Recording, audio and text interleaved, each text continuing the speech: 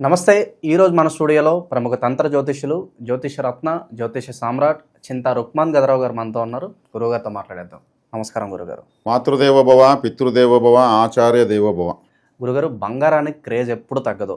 పెళ్ళిళ్ళు వచ్చినా, ఏ ఫంక్షన్ అయినా సరే బంగారం ఖచ్చితంగా ఉండాలి. సో ప్రజెంట్ బంగారం చూసుకుంటే 1,00,000 టచ్ అయింది.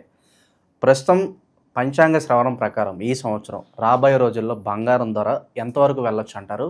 అండ్ దీంతో పాటుగా ఏదో ఒక కారణంతో ఆర్థిక పరిస్థితుల వల్ల బంగారం తాకట్టు పెట్టేసి మళ్ళీ వెనక్కి తెచ్చుకోక ఇబ్బంది పడుతూ ఉంటారు.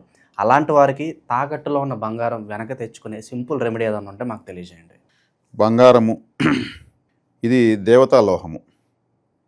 అన్ని లోహాలకు ఉన్నటువంటి స్వభావము ఒక బంగారంలోనే ఉంటుంది. కలపురుషుడికి అన్ని చెడ్డ లక్షణాలు అనుకుంటారు. ఆయనకున్న ఒకే ఒక మంచి లక్షణము బంగారంలో పెట్టాడు. అంటే ఆయన కూడా దేవతే. ఆయనకు కలియుగానికి అదే దేవత. ఆయన మనము కించపరచకూడదు. ఆయనకున్న మంచి లక్షణాన్ని కూడా బంగారంలో పెట్టాడు. దేవతలందరూ కూడా ఇష్టపడతారు. దేవతలు బంగారం నగలు వేసుకున్నట్టే మనము ఫోటోల్లో చూస్తాము. దేవుడు ప్రత్యక్షమైన అద్భుతమైన బంగారు నగలతో ప్రత్యక్షమైనట్టే మనం భావిస్తాము. ఇలా ఉంటుంది. ఈ బంగారం అనేది ₹1,00,000 టచ్ అయిందండి. మీరు నాకు తెలిసి నేను చిన్నప్పుడు 1 గ్రాము తాకట్టు పెడితే ₹200 ఇస్తున్నారు. 200 ఇస్తే అబ్బో ₹200 ఇస్తున్నారు 1 గ్రాముకి వాళ్ళు పలానా వాళ్ళు అనేవాళ్ళు.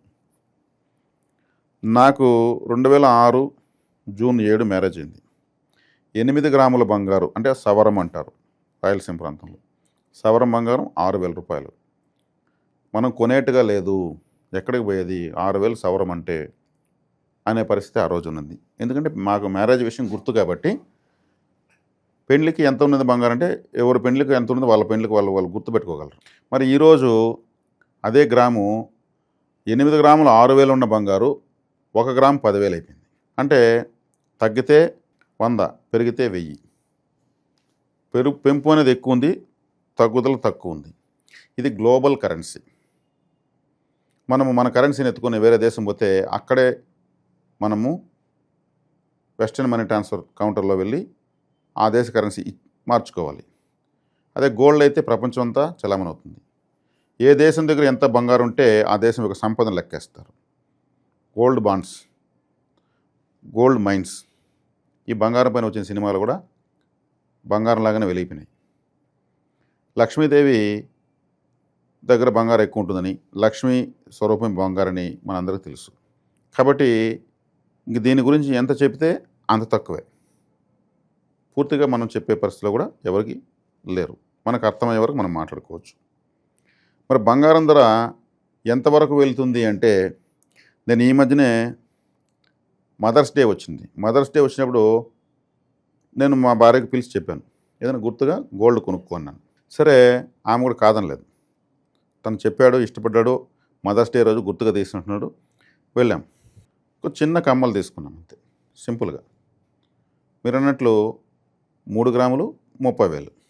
మాకు తెలిసిన వాళ్ళు కాబట్టి మేకింగ్ ఛార్జెస్ అవి ఎంతో ఏదో కొంచెం అడ్జస్ట్ చేశారు. ₹30,000 అయితే ఇచ్చాం. అంటే గ్రామ్ ₹10,000. నాకు నా పెళ్లి రోజు గుర్తు వచ్చేసింది. అప్పుడెంత? 8 గ్రాములు 6,000, 3 గ్రాములు 30,000. డిఫరెన్స్ ఎంత ఉంది? బంగారం లేని లోహం అయితే అదే, సమాజం అయితే అదే. ఆ షాపు ఎప్పుడో బ్రిటిష్ వాళ్ళ కాలం ముందు నుంచి ఉండే షాపే, పాత షాపే. మరి ఎందుకు తేడాలు వస్తున్నాయి? అది ఎంతవరకు వెళ్తుంది అని నేను అడిగాను.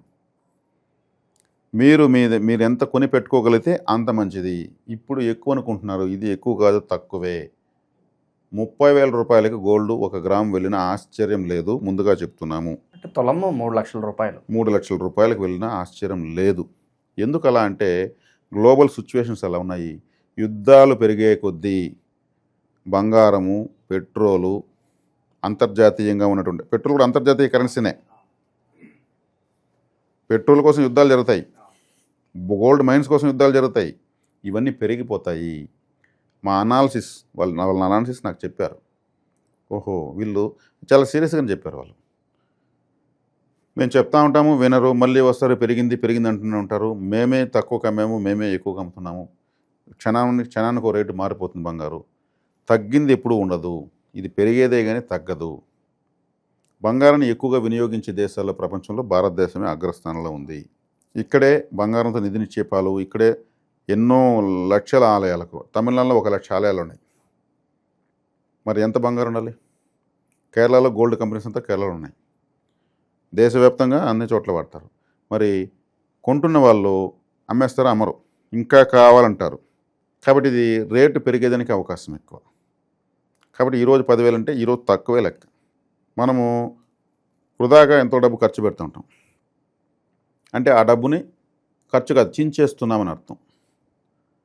అది నియంత్రించుకొని బంగారాన్ని ఒక్కొక్క గ్రామే కొనుక్కోగలిగితే కూడా లక్ష్మీదేవి ఎప్పుడైతే ఆమెను ఇష్టపడతామో ఆమె మనల్ని ఇష్టపడుతుంది. ఆమెకు రెస్పెక్ట్ లేని చోట ఆమె ఉండదు. కాబట్టి మనము ఆమెకు కూడా ఒక గౌరవం అంటే చాలా ఇష్టం, దేవత కాబట్టి. సో ఇంట్లో బంగారం ఎక్కువ ఉంటే మనీ ఫ్లో కూడా బాగుంటుందంటారా? ఖచ్చితంగా ఉంటుంది. దేహకాంతి ఎక్కువ ఉంటుంది. బంగారం వేస్తే ఎలా ఉంటుంది పెళ్లి కూతురు? ఆ బంగారం తీసేస్తే ఎలా ఉంటుంది? 2 ఫోటోలు తీసుకోండి. దేహకాంతి, ఆ లోహానికి చాలా శక్తివంతమైనటువంటి మహత్యం ఉంది. కాబట్టి ఈ బంగారము అనేది ఏ స్థాయికైనా వెళ్తున్న దానికి నేను ఈ మధ్యనే నేనే స్వయంగా వెళ్ళి బంగారు షాప్కి కనుక్కుని మరి వచ్చాను. వాళ్ళు నాకు చెప్పిన ఉదాహరణలు, జరుగుతున్న ప్రపంచ పరిస్థితులు. సో శాస్త్రం కూడా ఇదే చెప్తుందా గురుగారు? లైక్ బంగారం షాప్ రీసెర్చ్ ఓకే, శాస్త్రం ఏం చెప్తుంది? ఇంతవరకు వెళ్తుందంటారా? శాస్త్రం కూడా అదే చెప్తుంది. శాస్త్రం కూడా ఇక్కడ సహజ సిద్ధంగా శాస్త్రానికి సంబంధం లేకుండా బంగారానికి రేటు పెరుగుతూనే ఉంటుంది. దానిపైన ఎక్కువగా జనాలు పరుగులు తీస్తారు. అదేవిధంగా శాస్త్రంలో కూడా గురుగ్రహము బంగారానికి శుక్రగ్రహాలు గోల్డ్, డైమండ్స్ లాంటి వాటికి విలువైన వస్తువులకంతా కారకులు అవుతారు. గురువు ఈ కలికాలంలో ధనకారకుడు. ఆయన యుగానికి ఒక విధంగా వాళ్ళ ధర్మాలు మారిపోతాయి. ఈ కలియుగంలో గురువు యొక్క ప్రభావం ఎలా ఉందంటే ధనకారకుడు. ఎక్కువ మంది అప్పులైపోతున్నారు కదా, అప్పుల పైన ఎక్కువగా వీడియోలు వెళ్తున్నారు, ఎక్కువగా సతమతం అవుతుంటారు. ధనకారకుడు అంత పర్ఫెక్ట్గా లేడు. కాబట్టి బంగారము రేటు పెరిగిపోతుంది. ఆయన పర్ఫెక్ట్గానే ఉంటే అదని తగ్గించేస్తాడు, అందరూ కొనుక్కోవాలనేసి. అలా లేడు, పర్ఫెక్ట్గా కంఫర్ట్గా లేడు. కంఫర్ట్గా లేనప్పుడు ఏమవుతుంది? అది పెరిగిపోతుంది. కాబట్టి దాన్ని తినేవాళ్ళు ఎవరు లేరు, దాచుకునే వాళ్ళు ఎక్కువ. కాబట్టి దాన్ని ఎంత ఎక్కువ దాచుకుంటే అంత అదృష్టాన్ని భావించేవాళ్ళు. కాబట్టి దాన్ని కొనేవాళ్ళే ఎక్కువ కొంటూ ఉంటారు. అందుకే కదా బంగారాన్ని కొనే కొద్దిగా ఆమె ఎక్కువ చేరుతుంది అనేది. అక్షయ తృతీయ లాంటి రోజులు అయితే కొన్ని టన్నుల బంగారం కొనేస్తారు. 1 గ్రాము నుంచి ఇంకా అది టన్నుల వరకు అప్పు చేసి మరీ కొంటున్నారు గురుగారు, మంచి జరుగుతుందని చెప్పి. మరి ఏ వస్తువుని అలా కొనరు. అలా వెళ్తున్నప్పుడు ఏమవుతుంది? ఇంకా పెరుగుతూనే ఉంటుంది. అది పెరిగే ఛాన్సెస్ ఎక్కువ. కాబట్టి ధైర్యంగా అందరూ కూడా బంగారు కొనిపెట్టుకోవచ్చు. అవసరానికి ఆదుకుంటుందని ఒక నిర్ణయం ఉంది. అదే తాకట్టు పెట్టేది అని అర్థం. యాక్చువల్గా బంగారాన్ని తాకట్టు పెట్టకూడదు, కానీ తప్పనిసరి పరిస్థితులు వేరే మార్గంలోకి పెట్టేస్తారు. సో మరి అది తిరిగి తెచ్చుకోవడానికి ఏదన్నా రెమెడీ ఉంటుందా? సింపుల్ తిరిగి తెచ్చుకోవడానికి రెమెడీ అంటే ముందు ఇంట్లో పరిసరాలు శుభ్రత పెట్టుకోవాలి. శుచి, శుభ్రత, సువాసనకు లక్ష్మీదేవి ఉంటుంది. లేకపోతే లక్ష్మీదేవి వెళ్ళిపోతుంది. ప్లస్ బంగారాన్ని ఇలా చూసుకునే డ్రెస్సింగ్ టేబుల్ కాడ ఇది మారుద్దాం, వేరే మోడల్ తీసుకొని తీసి బెడ్ పైన పెడతారు. మళ్ళీ ఇంకో మోడల్ తీసుకుంటారు, మళ్ళీ బెడ్ పైన పెడతారు. బెడ్ భోగ వస్తువు. అక్కడ దేవతకు ఆస్కారం పెట్టడానికి వీల్లేదు. లక్ష్మీదేవి ఆగ్రహానికి గురవుతారు. బెడ్ పైన వ్యాలెట్స్ కానీ, ఏటీఎమ్స్ కానీ, బంగారు కానీ, వెండి కానీ, డైమండ్స్ కానీ పెట్టకూడదు. అవి బయలుదేరుతాయి. కొన్ని గోల్డ్ కంపెనీలు ఉంటాయి. కొంతమంది వస్తారు, మీ బంగారం మేము విడిపించి ఆ రోజు ఏటికి కొంటాము అంటే ఎక్కువ మంది పెట్టేస్తున్న వాళ్ళకు కూడా తెలుసు. అదొక పెద్ద వ్యాపారం.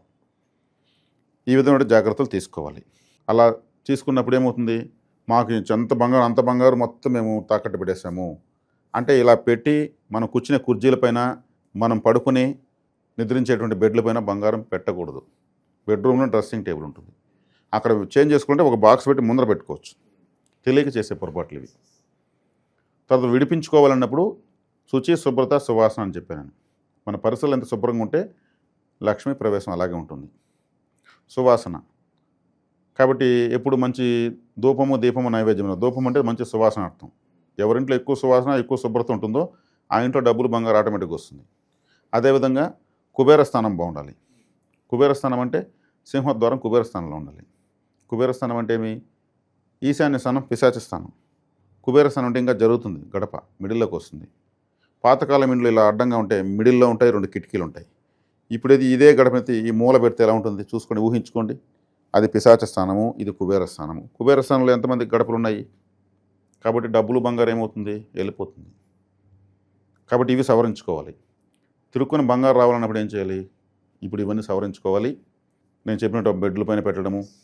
ఇంకోటి ఏంటంటే కొంతమంది ప్రోగ్రామ్స్ కోసం ఇస్తారు. వాళ్ళు తీసుకెళ్ళంటే కొంతమంది చేతులకు ఇవ్వడం వల్ల బంగారము మళ్ళీ అలాగే వీళ్ళకు లేకుండా ఇంకోసారి అడిగితే లేదు కానీ మొన్నే పెట్టేశాను అంటారు. సో చేతులు మారడం ద్వారా కూడా అది పెద్దగా కలిసి రాదు ఖచ్చితంగా వీళ్ళకి. ఆరా లెవెల్ ఉంటుంది. అవును.